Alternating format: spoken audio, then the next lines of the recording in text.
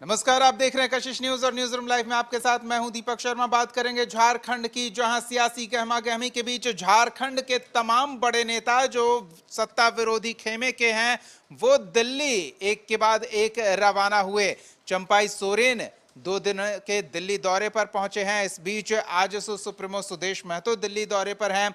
Jharkhand BJP चुनाव प्रभारी शिवराज सिंह चौहान और सह प्रभारी हेमंत बिस्वा शर्मा भी दिल्ली दौरे पर हैं। और ऐसे में अब इस बात को लेकर चर्चा का बाजार गर्म है कि क्या चंपाई सोरेन के साथ डील डन होगी। सुदेश महतो की मौजूदगी से इस बात की संभावना बढ़ गई है कि सहयोगियों के बीच किसी तरह का कोई मनमुटाव ना हो, इसलिए पहले बातचीत करके एक मत पर सबको राजी किया जाए। दिल्ली दौरे को लेकर चंपाई सोरेन ने अपने पत्ते भी नहीं खोले हैं। सबसे बड़ी चौंकाने वाली बात यह है कि पिछली बार जब चंपाई सोरेन दिल्ली गए थे तो उस समय भी उन्होंने साफ कहा था कि बीजेपी के नेताओं से ना मुलाकात का कोई कार्यक्रम है, ना कोई बातचीत का कार्यक्रम है। लेकिन इस बार जब वो दिल्ली पहुंचे हैं, ये ऐलान करने के बाद कि झारखंड में वो नई पार्टी का गठन करेंगे, क्योंकि ऐसा उनके समर्थक उनसे उम्मीद लगाए हुए हैं। और इस ऐलान के बाद वो चंपाई सोरेन अपने क्षेत्र में कुछ दौरा करते हैं, कुछ संख्या में कार्यकर्ताओं से मिलते हैं और फिर कलकत्ता से दिल्ली के लिए रवाना हो जाते हैं। दिल्ली पहुंचने पर जब उनसे पूछा जाता है कि उनका दिल्ली में क्या कार्यक्रम है तो वो पत्ते नहीं खोलते। लेकिन इस बार बड़ी बात यह है कि ना इकरार करते हैं बीजेपी नेताओं से मुलाकात को लेकर, ना ही इनकार करते हैं। क्या कहते हैं सुनिए जरा।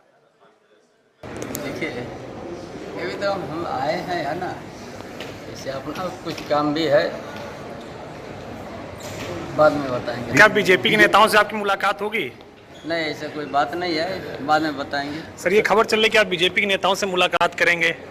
सर, बीजेपी में तो अभी नहीं, बाद में बताएंगे। लेकिन बाद में क्या बताएंगे चंपाई सोरेन, इस बात को लेकर चर्चा का बाजार गर्म है। और चंपाई सोरेन के रुख को लेकर बीजेपी चुनाव सह प्रभारी झारखंड के हेमंत बिस्वा शर्मा, पहले जब हेमंत सोरेन के साथ ही चंपाई सोरेन के साथ छोड़ने की खबरें सामने आई थी तो उन्होंने कहा था कि चंपाई सोरेन के बारे में अभी कुछ कहना उचित नहीं है, वो झारखंड के बड़े नेता हैं।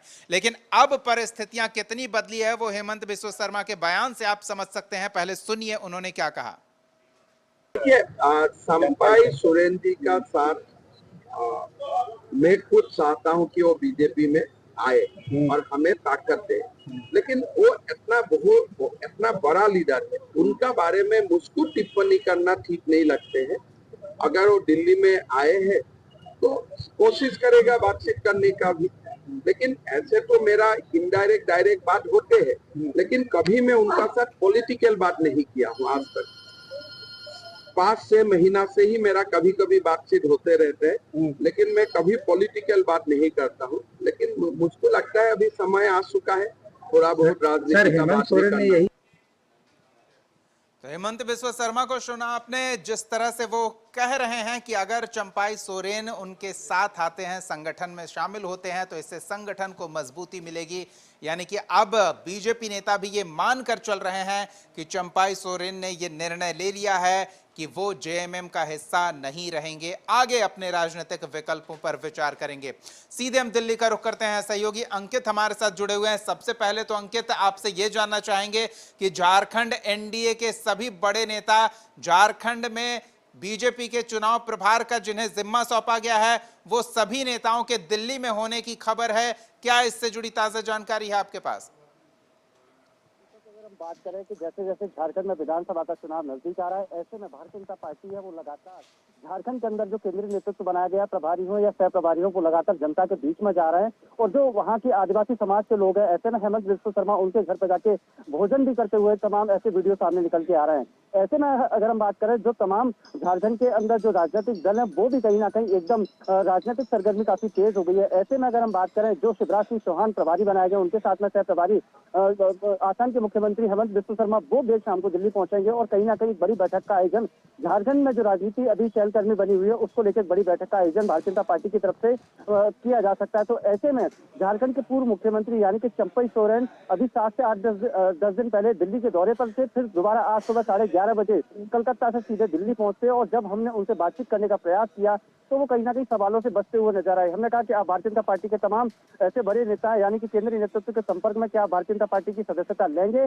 या फिर आज भारतीय जनता पार्टी के नेताओं से मुलाकात करेंगे। तो जिस तरीके से चंपई सोरेन ने कहा कि अभी मैं किसी से कोई मुलाकात नहीं करूंगा, मैंने किसी से मुलाकात के लिए समय मांगा। अब देखने वाली बात ये होगी जिस तरीके से देश की राजधानी दिल्ली में झारखंड के पूर्व मुख्यमंत्री चंपई सोरेन होटल ताज में रुके हुए हैं, वहां पर उनको भारतीय जनता पार्टी के नेताओं की तरफ से मुलाकात का समय मिलेगा या नहीं मिलेगा, या फिर जिस तरीके से हमने जब चंपई सोरेन दिल्ली पहुंचे हुए तो उनसे बातचीत करने का प्रयास किया तो उन्होंने कहा कुछ अपने स्वास्थ्य का हवाला दिया और उन्होंने कहा कि मेरा चश्मा मुझे बनवाना, तो चश्मा बनवाने के लिए दिल्ली आए। तो ये कहीं ना कहीं एक घुमावदार बात करना कहीं ना कहीं एक दिलचस्प बात है।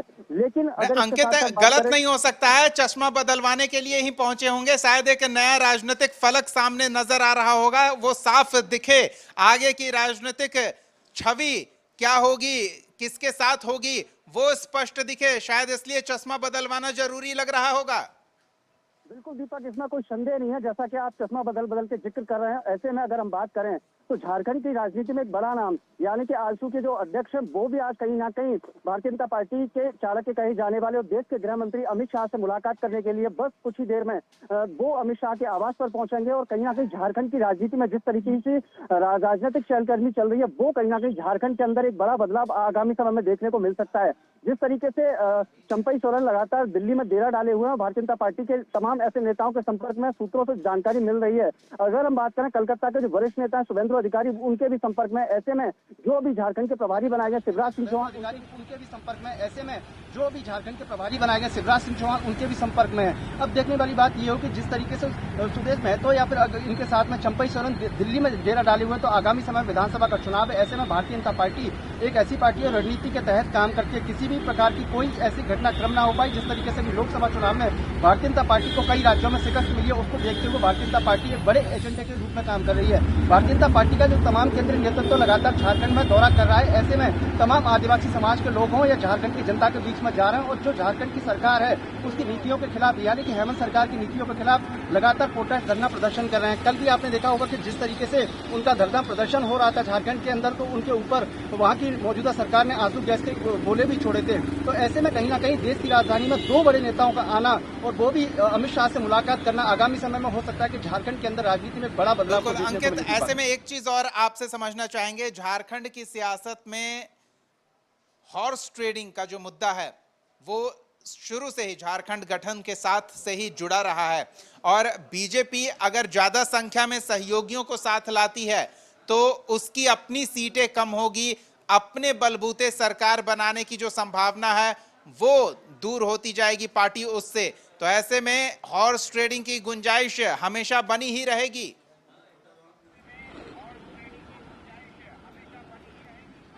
बिल्कुल, देखिए भारतीय जनता पार्टी हमेशा अगर उनसे बातचीत करने का जब भी नेताओं से पूछते हैं या फिर उनसे बातचीत करने का प्रयास करते हैं तो वो ये कहती है कि एनडीए के जो भी घटक दल है सबको लेके हम लोग चलने वाले लोग हैं, यानी कि सबका साथ और सबका विकास, और यही भाजपा का विश्वास जैसा वो लोग नारा देते हैं। तो भारतीय जनता पार्टी आगामी चुनाव को देखते हुए कोई कसर बाकी नहीं छोड़ना चाहती है। भारतीय जनता पार्टी के जो भी तमाम सहयोगी दल हैं और भारतीय जनता पार्टी के राष्ट्रीय अध्यक्ष ने कहा है कि हमारी पार्टी में जो भी आएगा उसका स्वागत है, उसका सम्मान, उसको जो सम्मान मिलना चाहिए पार्टी के हित के लिए हम उसको कहीं ना कहीं देंगे। आप तमाम ऐसे राज्यों में जो भारतीय जनता पार्टी के सहयोगी दल हैं, बिहार की आप स्थिति देख रहे होंगे कि देखिए जिस तरीके से चिराग पासवान को एक बड़ा सम्मान भारतीय जनता पार्टी ने दिया है, या फिर नीतीश कुमार के जो पार्टी के लोग हैं उनको भी कहीं ना कहीं मोदी कैबिनेट में स्थान दिया गया। तो भारतीय जनता पार्टी आगामी समय में झारखंड विधानसभा चुनाव को देखते हुए कहीं ना कहीं चंपई सोरेन के जिस तरीके से संपर्क में और जो आजसू के अध्यक्ष आज मिलने के लिए अमित शाह से आ रहे हैं और उन आपस में दोनों में क्या बातचीत होती है, आगामी समय में अगर गठबंधन होता है तो कहीं ना कहीं झारखंड विधानसभा चुनाव से पहले एक बड़ी रणनीति भारतीय जनता पार्टी के लिए कारगर साबित हो सकती है।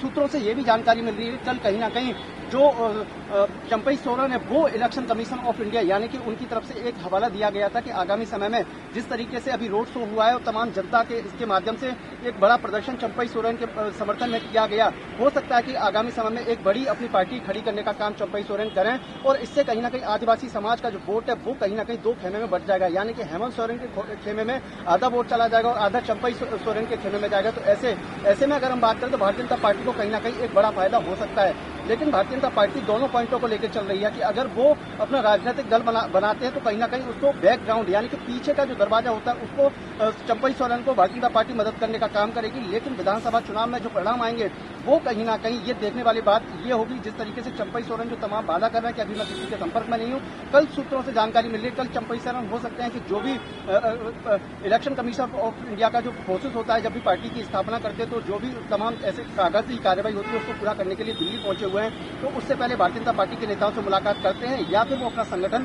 खड़ा करने का काम करेंगे।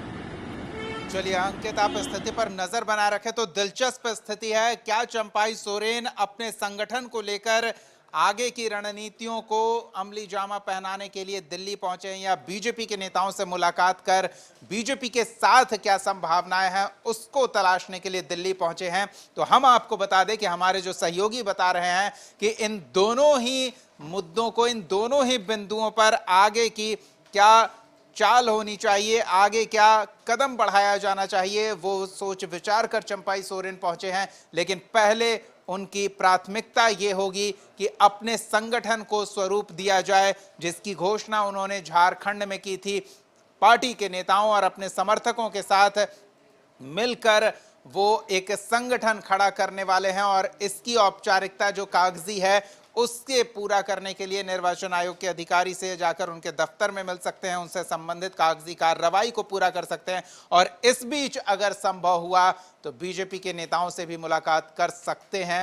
हालांकि इसको लेकर अभी कोई पुष्टि न बीजेपी खेमे की ओर से की गई है न चंपई सोरेन की ओर से की गई है। तो हर अपडेट आप तक हम पहुंचाते रहेंगे। फिलहाल समय हो चला एक छोटे से ब्रेक का। ब्रेक के बाद बिहार की सियासत की बात करेंगे, जहां मुस्लिमों को लेकर सत्ताधारी खेमे में किस तरह की रणनीति अपनाई जा रही है, वक्फ बोर्ड को लेकर केंद्र यानी कि बीजेपी की जो रणनीति है उस पर उनके सहयोगी जेडीयू का क्या विचार है, ये आपको बताएंगे इस छोटे से ब्रेक के बाद। बने रहिए हमारे साथ।